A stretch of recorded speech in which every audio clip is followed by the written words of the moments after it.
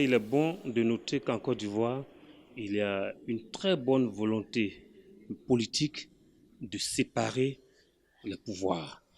Et c'est pourquoi la commission donc en charge de l'évaluation est une 7e commission dans plus des 6 commissions permanentes donc existantes. Pour vous dire que déjà donc en Côte d'Ivoire, il y a une volonté manifeste de séparer, c'est-à-dire que les différents pouvoirs et de permettre une véritable donc évaluation des politiques publiques. Nous sommes là pour partager d'abord les expériences, n'est-ce pas, des autres pays qui ont plus d'avancées que nous sur la question.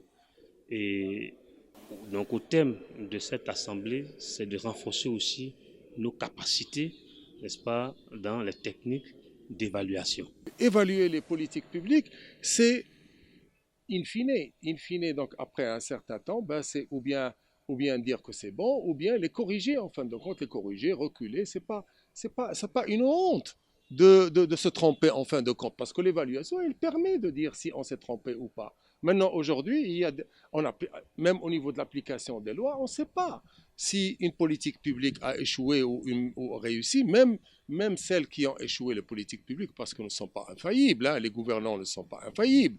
Donc, on n'a pas les outils scientifiques pour pouvoir corriger les effets justement néfastes d'une traduction dans la réalité. Une loi peut être bonne, mais au contact du terrain, au contact de la politique, au contact, disons, de sa traduction, de sa mise en œuvre, elle peut s'avérer, par certains justement de ses côtés, peut s'avérer nuisible même, à la limite, ou bien pas bonne, au moins.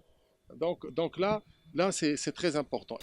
Comment on peut faire pour que Arnold encore devienne plus fort en Afrique? Je pense que c'est pour cela qu'on est ici. On vient de commencer. Je pense qu'on va évaluer tout à l'heure ce que Arnold a déjà fait, ce qu'il reste encore à faire, comment on doit le faire.